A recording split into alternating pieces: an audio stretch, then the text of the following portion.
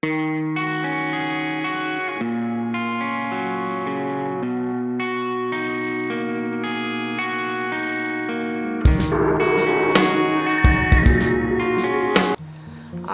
like to watch a lot of YouTube videos, especially from my YouTube inspirations such as Jen Heward, General Marbles, Empath Theory, etc. Some even just like motivational videos. And today I was watching, it said 10 months ago, her video, she created this video, Jen Heward created a video about kind of like an life update about what she's going through, and all these shifts that have been happening in her life and what has come from shifting her life in the way she has.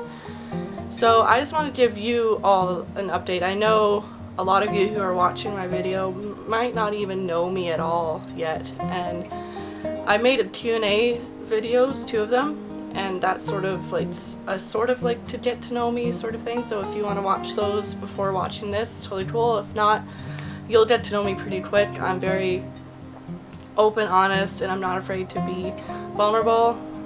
There are moments I am. I'm just human. However, I'm so bad with time.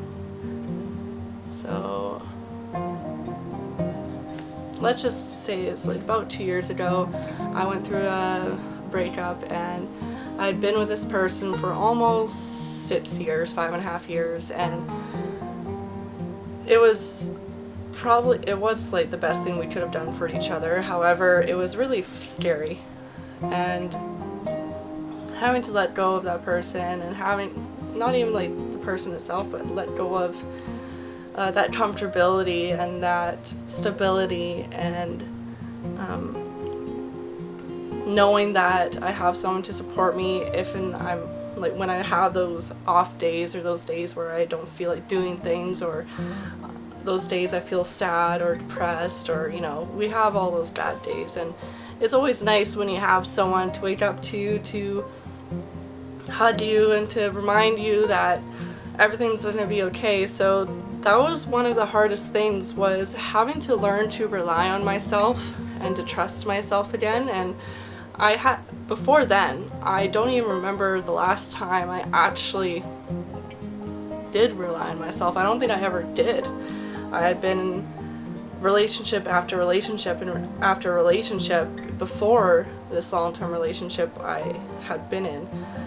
I never actually took time to get to know myself or to be with myself by myself. And the number one reason, and there are a lot of reasons, but the one that stood out to me the most of why I had to do this, why breaking up, why this relationship had to end, is not only because we just realized we're better off as friends. I know 6 years, but still. However, I didn't know myself at all. I didn't know what my favorite food was. I still don't, well, pizza is my favorite food, but I didn't know even what my favorite color was. I didn't have any hobbies. I just did what they did, and I'm not saying anyone forced me to do anything. Like, I'm a people person, and used to be an even more people pleaser. I didn't know anything about myself.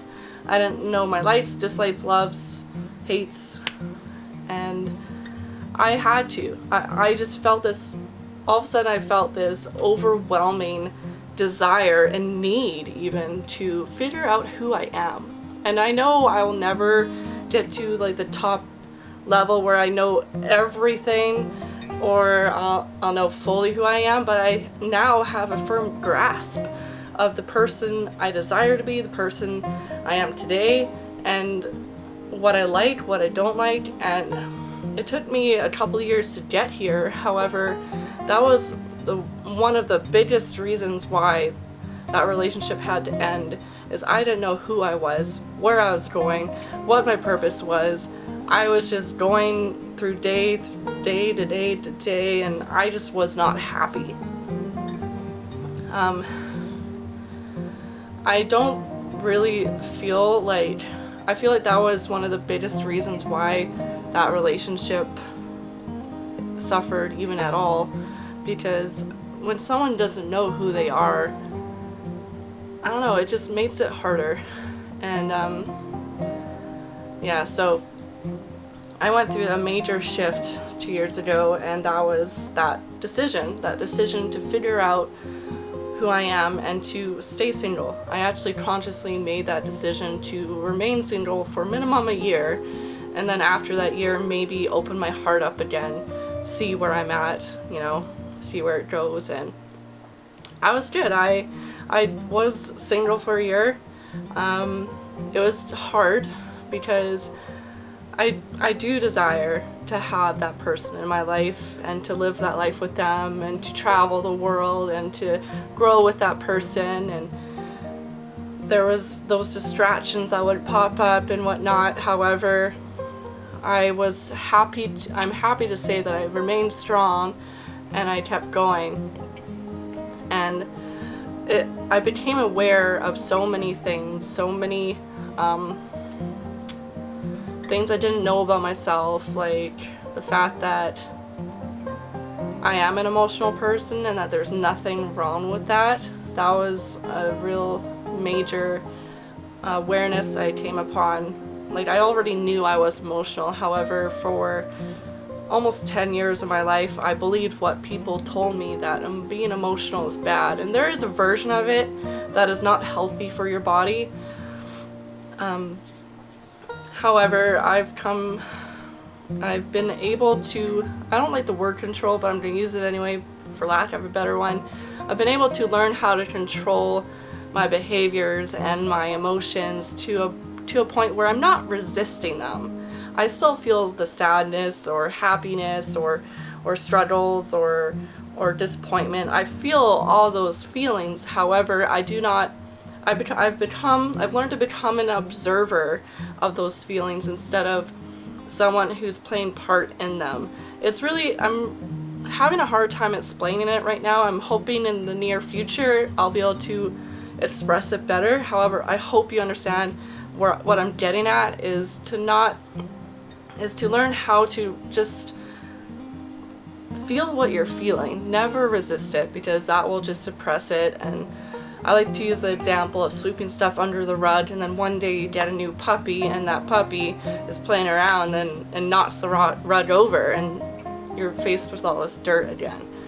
So the sooner you actually deal with what you're going through, and you may not have all the answers yet, the key is to be open to receiving those answers in any way possible.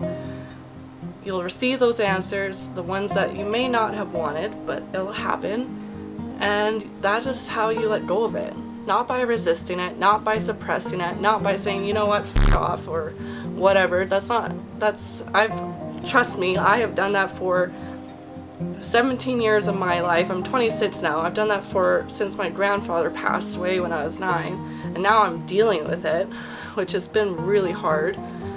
But it's not healthy for your body, it's not healthy for your mental state or your like every aspect of your being is not healthy for you. So learning how to be with my emotions, that is the best way I can explain it, has been something I'm really and truly grateful for. For all you people out there who lead with your heart, there's nothing wrong with that. There's nothing weak about that either. Let me tell you again, there's nothing weak about being vulnerable. If you're vulnerable, when you're vulnerable, that is the strongest state you can ever be in. Being able to open up, to be transparent and honest is the strongest version of yourself you can ever be.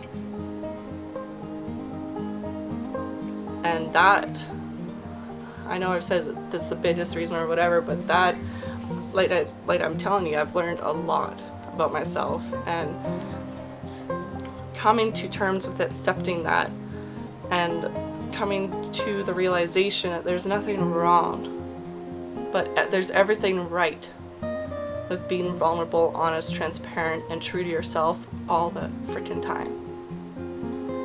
When you are able to harness all of that and be the truest version of yourself, you've reached your almost, I don't want to say your highest potential, but a higher potential. And you're for sure on your own and right path. But correction, there's never, I really do, and I'm learning how to explain it. There's never a wrong path. I truly believe that whatever path you're on is there to teach you and to shape you and to help you learn. So that also, that is a good thing to learn to be aware of. Another thing I'm grateful for. I know this was a roundabout video, a roundabout way of sharing all this. However, I appreciate you all, and I really do hope that there is some sort of value you get from this. You learn that there's nothing wrong with what you're going through, with what you're feeling, with who you are. You know who you are. Outwardly, things can help you figure that out. But just being with yourself, wherever you are, on your break, in your car, in your bed, on your couch, on the floor, if you're doing yoga, I don't know. Wherever you are, learning not to be afraid to go within yourself and to be like, hey, how are we doing? First step.